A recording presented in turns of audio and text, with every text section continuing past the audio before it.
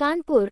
आज सिंधी समाज ने कानपुर में प्रेस वार्ता करते हुए बताया कि 15 अगस्त 1947 देश की आज़ादी का दिन सभी देशवासियों में एक खुशी की लहर। दुर्भाग्य से आज़ादी के दिन से एक दिन पूर्व 14 अगस्त 1947 भारत का विभाजन, अभूतपूर्व मानव विस्थापन एवं मजबूरी में पलायन की दर्दनाक कहानी है। देश के बंटवारे के दर्द को कभी भुलाया नहीं जा सकता। नफरत और हिंसा की वजह से हमारे लाखों बहनों और भाइयों को अखंड भारत के सिंध प्रदेश से विस्थापित होकर विभाजित भारत के अन्य राज्यों में जाना पड़ा और हजारों हजार लोगों को अपनी जान से हाथ धोना पड़ा। ये सब तब की तत्कालीन कांग्रेस सरकार की सत्ता की महत्वाकांक्षा की वजह से हुआ। इसके लिए सीधे तौर पर कांग्रेस पार्टी जिम्मेदार है।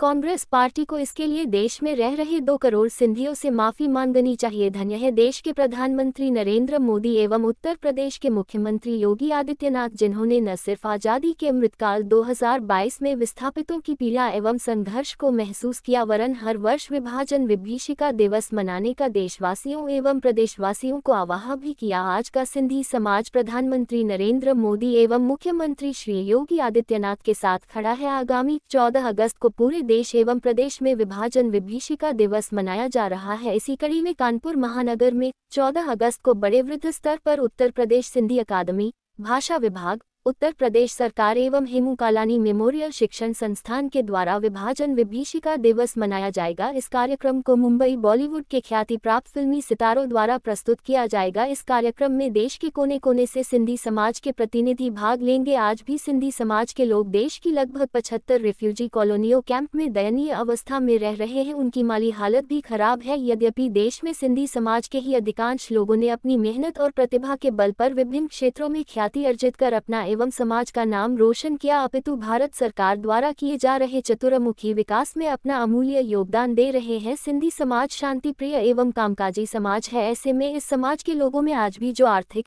शिक्षा, रोजगार आदि से पिछड़े, निर्धन एवं बेहद गरीब बेसहारा लोग हैं, उनके उत्थान के लिए यदि एक विकास बोर्ड का गठन हो जाए तो वह भी विकसित भारत में अपना योगदान देकर प्रदेश एवं देश को अधिक संपन्न एवं मजबूत बनाने में अपनी भूमिका निभा सकेंगे। आज की प्रेस वार्ता में उपस्थित सिंधी सभा के राष्ट्रीय अध्यक्ष अशोक अंशवानी, दौलत राम, सिंधी सभा के आदि पदाधिकारी मौजूद रहे।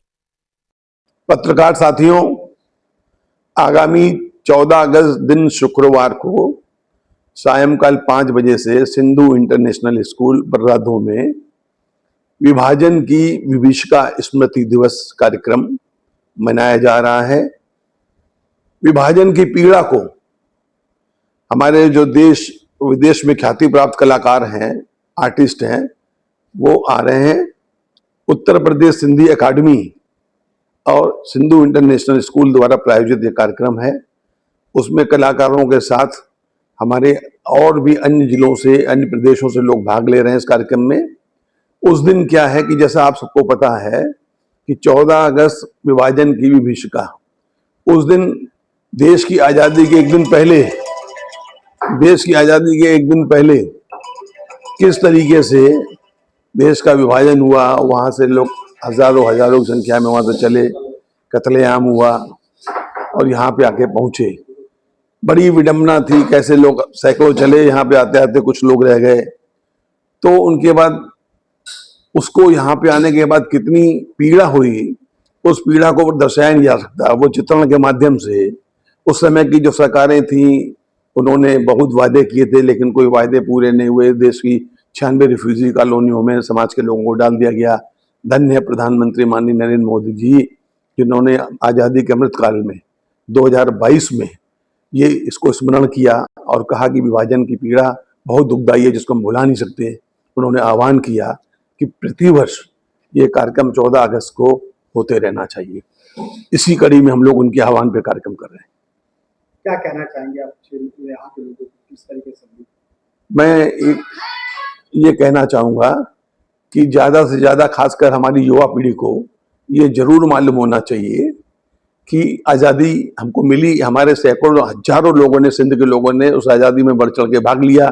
दुर्भाग्य से वो दिन देखने से पहले, 15 अगस्त का एक दिन पहले, जो विभाजन की पीड़ा झेलनी पड़ी, जो वहाँ पे अपनी जमीन, जायदाद, मिल्कियत सब कुछ छोड़ के आ गए, सिर्फ धर्म के खातिर, सनातन के खातिर यहाँ पे आए। लेकिन यहाँ की सरकारों ने वादा पूरा नहीं किया। उस समय की कांग्रेस पार्टी से बहुत शिकायत है हमारे लोगों की। 2 करोड़ का समुदाय जो हमारा हिंदुस्तान में रह रहा है, वो कभी उस पार्टी को माफ नहीं कर सकता है। लेकिन धन्य है कि प्रधानमंत्री जी ने हम लोग की बात सुनी और उन्होंने आज़ादी के अमृत काल में 75वें वर्ष में कहा कि इस दिन को हम कभी नहीं भुला सकते और जितना संभव हो सकेगा, क्योंकि वो भी योद्धा थे जो जिस तरह की जो वीरों ने अपनी वीर गति को प्राप्त हुए हैं, ये भी वीर गति को प्राप्त हुआ है। वहां से जब सिंध से यहाँ पे आए हैं, मारे गए हैं, तो वो भी योद्धा हैं। उनकी याद में पृथ्वी शम ये कार्यक्रम करेंगे।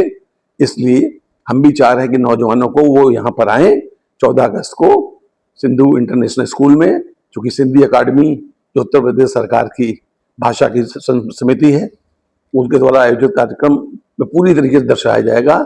जरूर से जरूर आए।